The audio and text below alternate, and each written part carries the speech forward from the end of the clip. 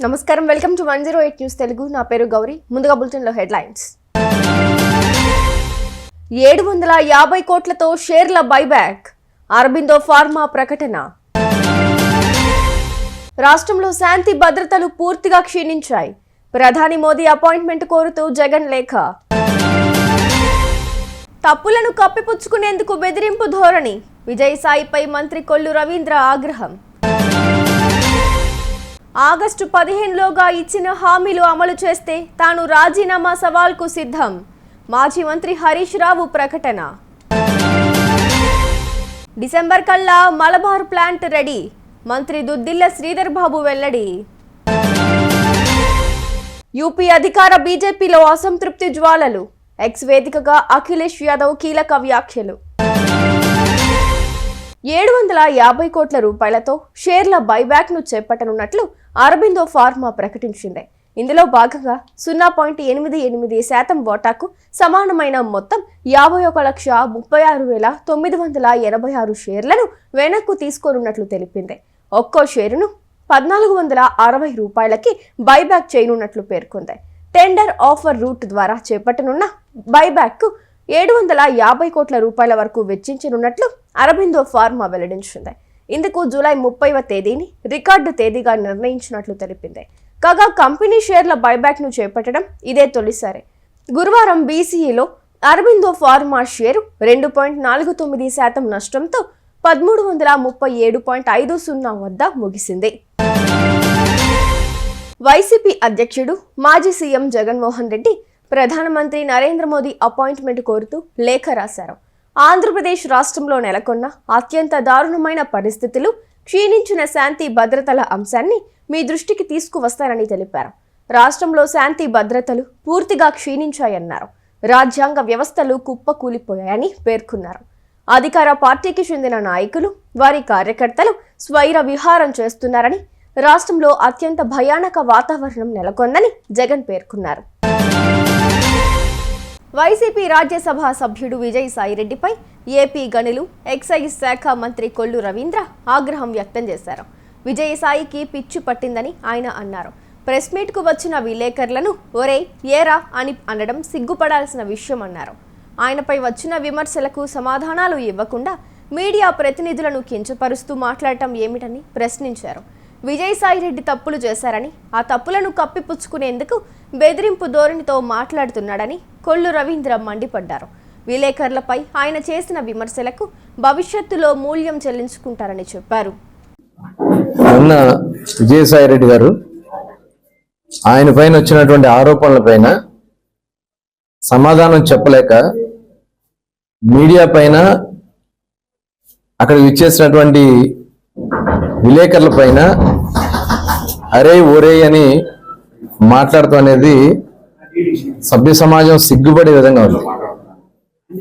నిజంగా ఒక బాధ్యత కలిగినటువంటి ఒక పార్లమెంట్ రాజ్యసభ సభ్యుడు ఈ రకంగా ఇంత దుర్మార్గంగా ఆయన పైన స్వయంగా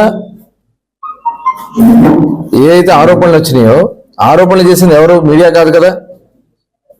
సాక్షాత్తు ఈయన ఎవరైతే చెప్తా ఉన్నారో శాంతి అని, ఆయన భర్తే మదన్ మోహన్ కంప్లైంట్ చేశాడు. అక్కడ ఉన్నటువంటి ఎండోమెంట్ కమిషనర్ ఆవిడ్ని సస్పెండ్ చేశారు.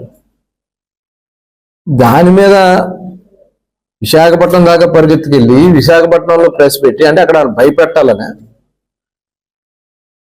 అంటే గతంలో ఆయన వాళ్ళందరినీ ఉపయోగించుకున్నాను అనే రకంగా వాళ్ళ మీద బెదిరిస్తా ఉన్నాడు. ఇది చాలా సిగ్గుచెట్టు. ఆయన మాట్లాడినటువంటి మాటలు ఏంటి? మధ్యంతర ఎన్నికలు వస్తాయి, ప్రభుత్వం పడిపోద్దా? ఏం మాట్లాడుతున్నావు విజయసాయిరెడ్డి గారు? చేయాల్సినటువంటి పాపాలన్నీ చేసావు, చివరికి ఒక కుటుంబాన్ని రోడ్డు పడేసావు. దానికోసం ఇవాళ నువ్వు మీడియా వాళ్ళ మీద, మీడియా ప్రతినిధుల పైన, నిష్పక్షపాతంగా వార్తలు అందిస్తున్నటువంటి సంస్థల పైన, సంస్థ యాజమాన్యం పైన నువ్వు మాట్లాడినటువంటి మాటలు చాలా సిగ్గుచేటు. ఖచ్చితంగా దీనికి మూల్యం చెల్లించుకుంటారు, దాంట్లో ఎటువంటి అనుమానం లేదు. ఒక్కొక్కరికి పిచ్చి పట్టి మాట్లాడుతూ ఉన్నారు.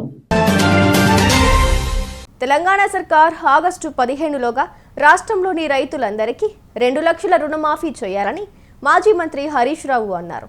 13 హామీలు 6 గ్యారంటీలను అమలు చేసి చూపిస్తే ఇప్పటికీ తాను రాజీనామా సవాల్కు సిద్ధంగా ఉన్నానని హరీష్ రావు ప్రకటించారు. తెలంగాణ ఉద్యమ సమయంలో పదవికి రాజీనామా చేయకుండా వెన్ను చూపి పారిపోయింది రేవంత్ రెడ్డి అని దుయ్యబట్టారు. కొడంగల్లో ఓడిపోతే రాజకీయ సన్యాసం చేస్తానని ప్రకటించి పారిపోయింది మీరే అంటూ రేవంత్ రెడ్డిని ఉద్దేశించి ఎద్దేవా చేశారు. గురువారం ఎక్స్ వేదికగా రేవంత్ రెడ్డి చేసిన వ్యాఖ్యలకు హరీష్ రావు కౌంటర్ ఇచ్చారు. ప్రముఖ బంగారం వజ్రాభరణాల తయారీ సంస్థ మలబార్ జ్యువెలరీ తెలంగాణలో ప్లాంట్ ఏర్పాటు చేస్తోంది.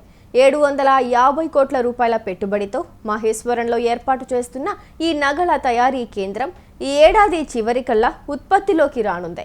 ఈ క్రమంలోనే గురువారం మలబారు వర్గాలు రాష్ట్ర ఐటీ పరిశ్రమల శాఖ మంత్రి దుద్దిల శ్రీధర్ బాబుతో సచివాలయంలో సమావేశమయ్యారు.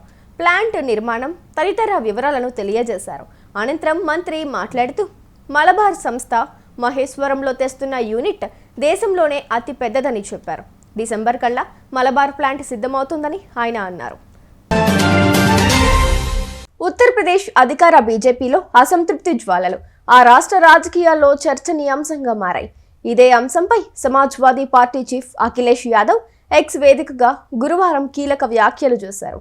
అధికార పార్టీ ఎమ్మెల్యేలు పార్టీ మారాలని సూచించారు. 100 మందితో రండి, ప్రభుత్వాన్ని ఏర్పాటు చేయండి అంటూ అఖిలేష్ యాదవ్ పేర్కొన్నారు.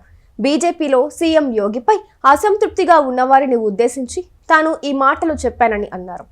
చూసారుగా, ఇవి ఇవాల్టి బులెటిన్ అప్డేట్స్. మరో బులెటిన్తో మళ్ళీ మీ ముందుకు వస్తాను. అంతవరకు కీప్ వాచింగ్ 108 న్యూస్ తెలుగు.